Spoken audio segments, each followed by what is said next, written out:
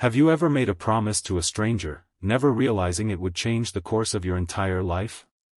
Some promises last for a moment. Others stay with you forever. The promise I made to a dying woman in a quiet hospital room led me to a letter, a grieving daughter, and a love story neither of us ever expected. Stay with me, because this isn't just a story about loss. It's a story about kindness, hope, and how one simple act can heal hearts that thought they were beyond saving. Before we begin, if stories about kindness, hope, and second chances touch your heart, please subscribe to Kindness Story, like this video, and leave a comment telling us where you're watching from.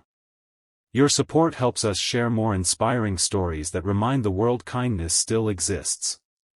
I never imagined my Tuesday afternoon would become the day that changed everything.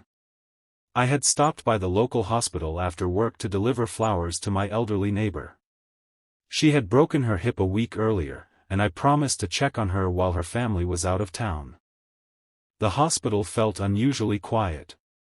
The hallways echoed with soft footsteps and distant conversations. After visiting my neighbor, I took the elevator down, ready to head home. Just as the doors were closing, a weak voice called out, "Please, wait." I held the elevator open for an elderly woman sitting in a wheelchair. She looked incredibly frail. Her skin was pale, and she struggled to breathe, but her eyes were bright with determination. She thanked me with a gentle smile. Instead of pressing the lobby button, she looked at me for a long moment. "Would you walk with me for a minute?" Something in her voice made it impossible to refuse. We sat together in a quiet garden outside the hospital. Birds chirped softly while the afternoon sun warmed the benches. She reached into her sweater and carefully pulled out a sealed envelope. "I need someone kind," she whispered. I looked around, expecting her family to appear. "I'm sure your daughter or someone." She gently shook her head. "My daughter doesn't know I'm dying." I froze. The doctors gave me very little time. I didn't tell her because she's already carrying too much pain. She placed the envelope into my hands. "This is for her." I stared at the letter. "Why me?" She smiled through tired eyes. "Because you stopped." I didn't understand. She continued softly. "You held the elevator. You listened. Most people are too busy." Tears filled her eyes. "Please don't let her read it alone." I promised. She squeezed my hand with surprising strength. "Thank you." That was the last time I saw her alive. 3 days later, the hospital called. The nurse explained that the woman had listed my name as the person holding the letter. They had found my phone number through the visitor records. Her daughter's name was Emily. The nurse arranged for us to meet. I was nervous as I stood outside a small coffee shop downtown. Emily arrived wearing a blue jacket, looking exhausted. She couldn't have been older than 30. The moment she sat down, she asked quietly, "Did my mother really leave something for me?" I handed her the envelope. Then I remembered my promise. "My mother asked me not to let you read it alone." Emily looked surprised. After a long pause, she nodded. "Would you stay?" I simply said yes. Her hands trembled as she opened the letter. Within seconds, tears streamed down her face. She covered her mouth, trying not to cry aloud. Several minutes passed before she could speak. "My mom knew." "Knew what?" I asked gently. Emily looked down. "I've spent years blaming myself." She explained that after her father's death, she had become consumed with work, believing success would make her mother proud. Instead, she visited less often. Every missed phone call filled her with guilt. She thought her mother died believing she wasn't loved. Then she handed me the letter. Inside, her mother had written, "My beautiful Emily. You have never failed me. Love isn't measured by visits or phone calls. It's measured by the heart that keeps trying even when life becomes difficult." Please forgive yourself. And if the kind man sitting beside you is still there, thank him. He reminded me that goodness still exists. Don't close your heart because of grief. Life still has beautiful surprises waiting. Emily cried harder than before. Without thinking, I simply held her hand. Neither of us said anything. Sometimes kindness doesn't need words. Over the next few weeks, Emily and I stayed in touch. At first it was simple. Coffee. Walks through the park. Sharing stories about her mother. She told me how her mom always believed strangers could become family if people chose kindness.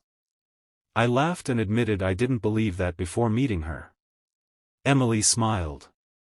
Mom would say she's proving you wrong. As autumn arrived, our conversations became longer.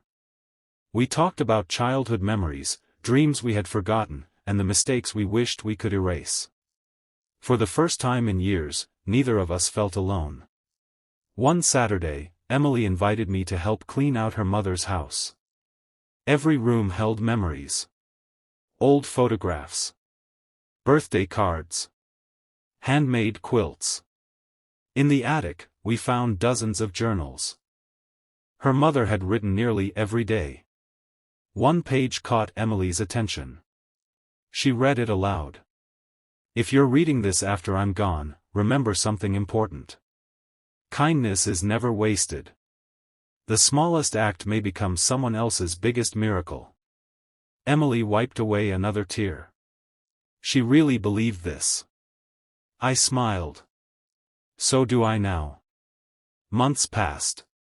Winter turned into spring. One evening, we returned to the same hospital garden where I'd first met her mother. The flowers were blooming again. Emily looked around quietly. This is where she gave you the letter. I nodded. She smiled. And this is where I realized something. What? My mom didn't just leave me a letter. She gave me a future. I looked at her, confused. She laughed softly through happy tears. She trusted the right person. Then she reached for my hand. I think I'm falling in love with you. For a moment, neither of us spoke. I remembered that afternoon in the elevator. One small decision. Holding a door. Sitting beside a stranger. Keeping a promise. It had led me here. I squeezed her hand. I think I've been falling in love with you for a long time. A year later, we stood together beneath a giant oak tree surrounded by family and friends. There were no extravagant decorations. No grand speeches. Only laughter, love, and gratitude. During our wedding ceremony, Emily carried her mother's letter in a small white ribbon tied around her bouquet. She whispered. Mom's still walking beside me. Everyone smiled through tears. Looking back now, I realize kindness rarely announces itself with flashing lights. Sometimes it's holding an elevator. Listening when someone needs to talk. Keeping a promise made to a stranger. Those simple moments can ripple through lives in ways we'll never fully understand. One act of compassion gave a grieving daughter hope, gave a lonely man purpose, and brought two broken hearts together when they needed each other most. If this story reminds us of anything, it's that kindness is never too small to matter.